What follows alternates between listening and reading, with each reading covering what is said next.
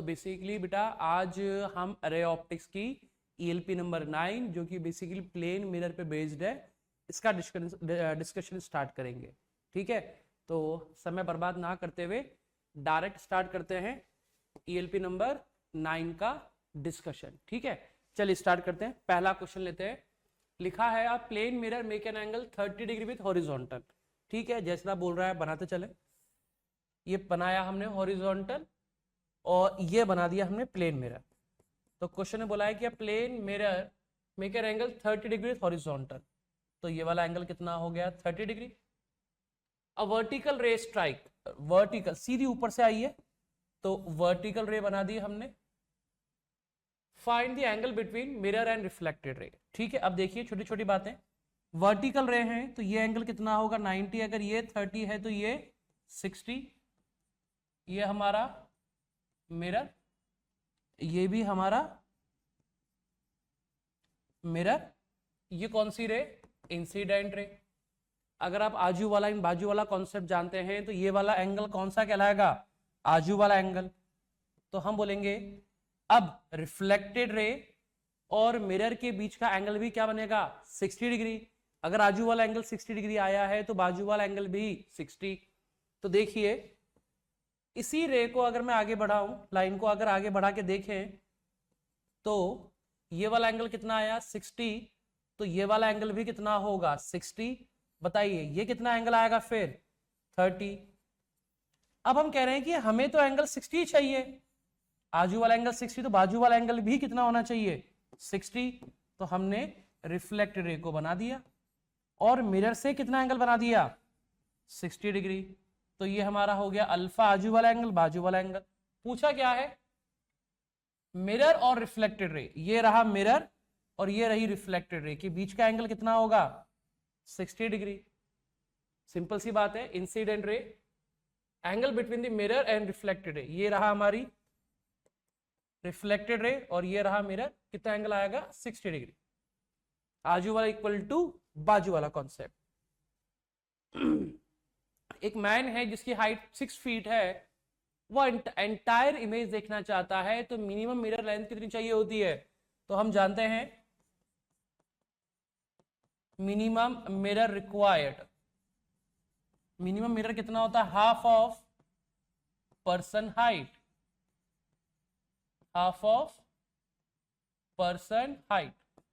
Half कितने feet का व्यक्ति है 6, तो what is the minimum length of mirror 30 feet. तो आंसर क्या हो जाएगा हमारा 3 फीट। बिल्कुल सिंपल क्वेश्चन, हर कोई जानता है। ये अगला क्वेश्चन h/3 वाले कॉन्सेप्ट से है, जिसमें हम ऐसा बोलते हैं अगर मेरे को मेरे पीछे वाली दीवार देखनी है सामने वाले मिरर में, मेरे को मेरे पीछे, if a person want to see a wall behind himself in front of his mirror, तो मिरर की लंबाई कितनी चाहिए होती मिनिमम लेंथ, वॉल की हाइट का 1/3। उसी कॉन्सेप्ट पे देखिए, अब मिरर अपने को दिया गया है 27 सेंटीमीटर का, हम यहां पे खड़े हैं कहां पे 10, और इस 10 सेंटीमीटर पर एक ऑब्जर्वर है। तो बताइए अगर मिरर 27 का है तो मिरर कितनी दीवार दिखाने में कैपेबल हुआ 3 गुना। जब मेरे को 1/3 मिरर चाहिए तो मिरर कितनी दीवार दिखाने में कैपेबल है उसका 3 टाइम। तो 27 का 3 टाइम कितना हो जाएगा ये 81 सेंटीमीटर। एक ऑब्जर्वर है जो AB लाइन पे चल रहा है, स्टार्ट फ्रॉम रेस्ट, तो लगा दें first equation v equal to u plus at, v equal to u plus at. Initial velocity 0, तो v इक्वल टू क्या आ गया 80। बट हमें तो डिस्प्लेसमेंट चाहिए, तो हम सेकेंड इक्वेशन के पास चलते हैं। s इक्वल टू क्या लिखते हैं बेटा ut plus half 80 square. Initial 0 है तो ये नंबर 0 हो गया, तो s इक्वल टू क्या लिखेंगे हाफ 80 स्क्वायर। s कितना, डिस्प्लेसमेंट कितना आ रहा है 81, half, and what is the acceleration here is 2 centimetre into t square. ये कट गया, 2 से 2 कट गया, तो बताइए टी की वैल्यू कितनी आ गई, 9 second.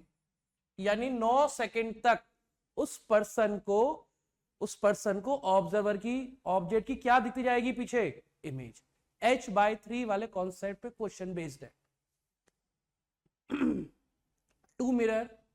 To plane mirror are kept an angle of alpha, ठीक है भाई, ये लीजिए अल्फा एंगल।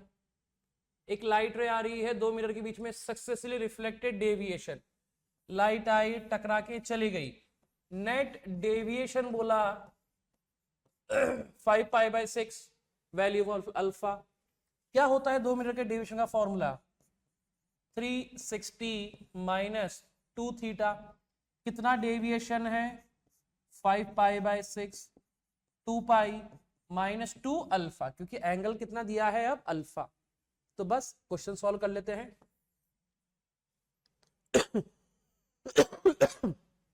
2 अल्फा की वैल्यू अगर लिखनी हो तो क्या लिखेंगे, 2π - 5π/6, 2 अल्फा इक्वल टू एलसीएम ले लें, कितना आएगा 6, ये नंबर आ जाएगा 1, तो कितना लिखेंगे 6, 6π - 5π, π/6, तो अल्फा की वैल्यू π/12 आंसर। आई गेस हमने क्वेश्चन सही सॉल्व किया होगा। 5π/6 एलसीएम आ जाएगा 6, 2 अल्फा यहां पे लिखेंगे 1, 6 आएगा, और इधर आएगा 6, 12π। हाँ यहां पे मिस्टेक हुई है, यहां पे एलसीएम लेने में गलती हो गई। कैसे सॉल्व कर देंगे, ये आ जाएगा हमारा एलसीएम 6, तो यहां पे कितनी बार मल्टीप्लाई होगा, 6, 12π - 5π। यहां गलती कर गए थे हम माइनस करते टाइम एलसीएम में जल्दबाजी में, 12 - 7π, 7 4π, 7π/6, और ये 2 अल्फा, तो अल्फा की वैल्यू 7π/12। हाँ ये मिल गया हमें आंसर, 7π/12। कहाँ गलती कर दी थी, एलसीएम लेते टाइम। बाकी पूरा मेथड वही है, सिंपल क्वेश्चन था, गलती हो गई, एलसीएम लेते टाइम सुधार भी ली भी गए हाथों हाथ। अगला question, 2 mirror are kept at 60 degree with each other, minimum number of images. क्या फॉर्मूला होता है मिनिमम नंबर ऑफ इमेजेस निकालने का बेटा, नंबर ऑफ इमेजेस का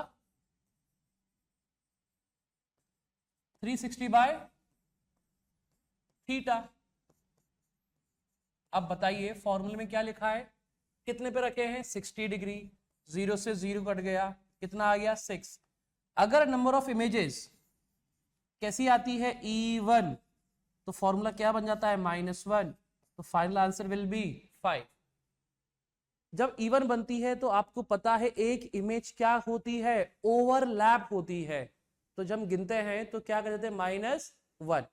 माइनस क्यों करा जाता है, दो केस में, व्हेन नंबर E1, दूसरा अगर ऑड आए और ऑब्जेक्ट सिमेट्रिकल पोजीशन पे हो, इन दैट केस हम -1 करते हैं। क्यों करते हैं, क्योंकि बेसिकली इमेजेस क्या हो रही होती है, ओवरलैप, ठीक है, तो -1 कर दिया।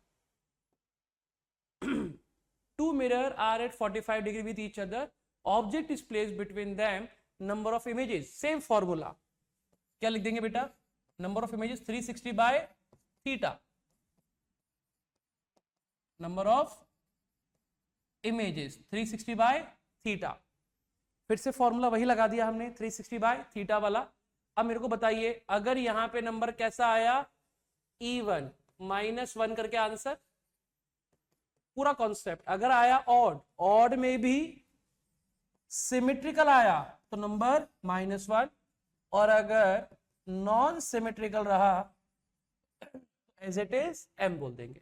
आपको कॉन्सेप्ट समझ में आ गया, E1 है -1 कर देंगे, ऑड आ रहा है, सिमेट्रिकल ऑब्जेक्ट पे है, ऑड सिमेट्रिकल मतलब ऐसे एंगल बाइसेक्टर पर रखा गया है, ये थीटा, ये लाइन क्या कहलाएगी, सिमेट्रिकल, सिमेट्री पे है -1, non symmetry as it is m। बहुत ही फेमस क्वेश्चन, 3 मिरर वाला क्वेश्चन।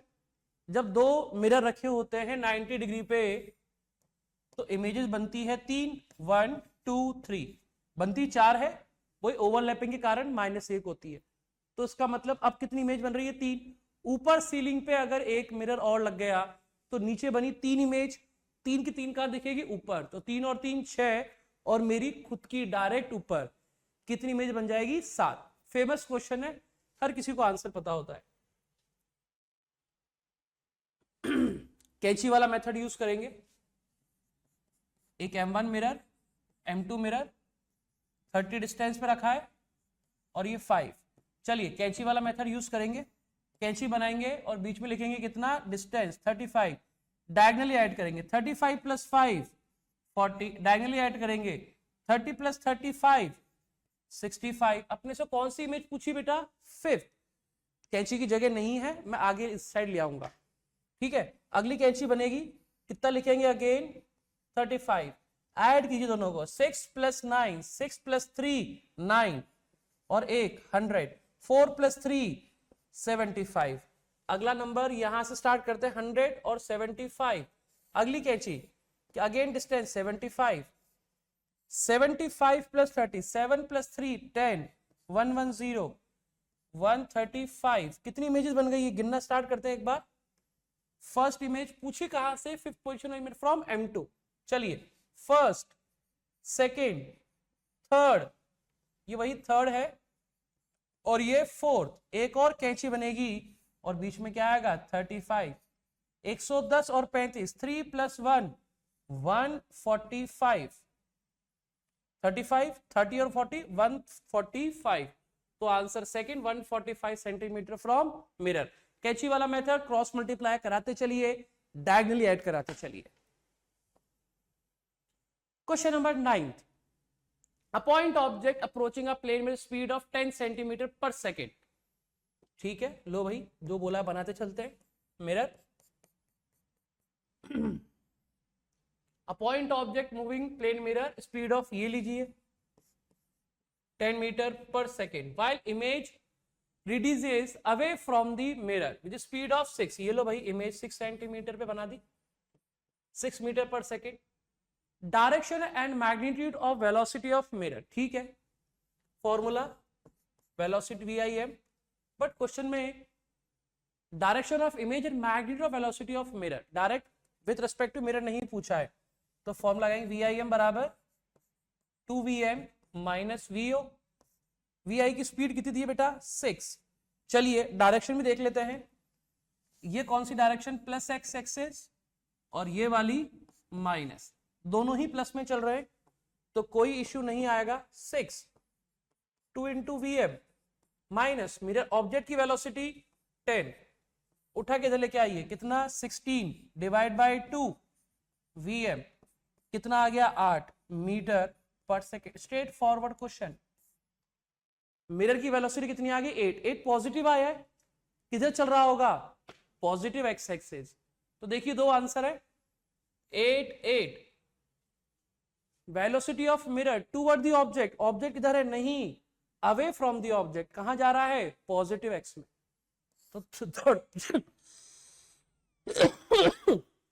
तो कौन सा ऑप्शन हो जाएगा? Third, sorry,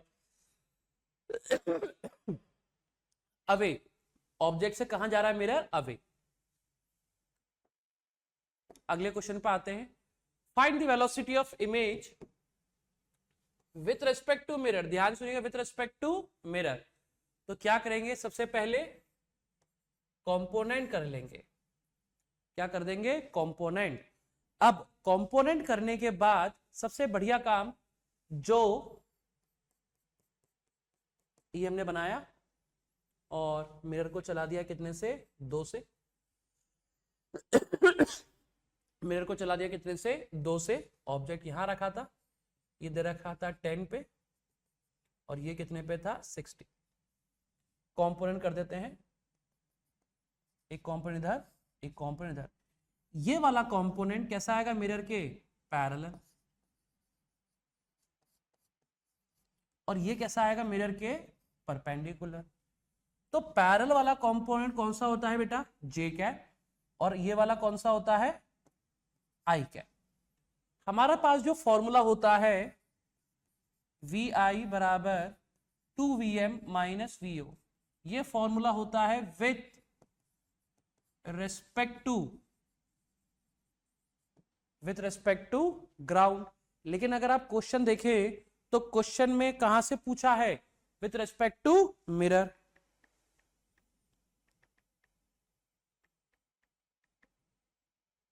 component to mirror, इसका मतलब हमें विथ रिस्पेक्ट टू क्या चाहिए, विथ रिस्पेक्ट टू मिरर।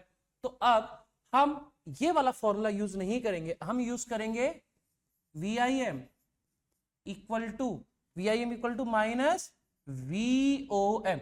अब देहात में देखिए अपने को, हाँ ऊपर J ऊपर X है और ये है Y, तो ये वाला फॉर्मूला हम क्यों यूज नहीं कर रहे हैं बेटा, क्योंकि ये फॉर्मूला सॉरी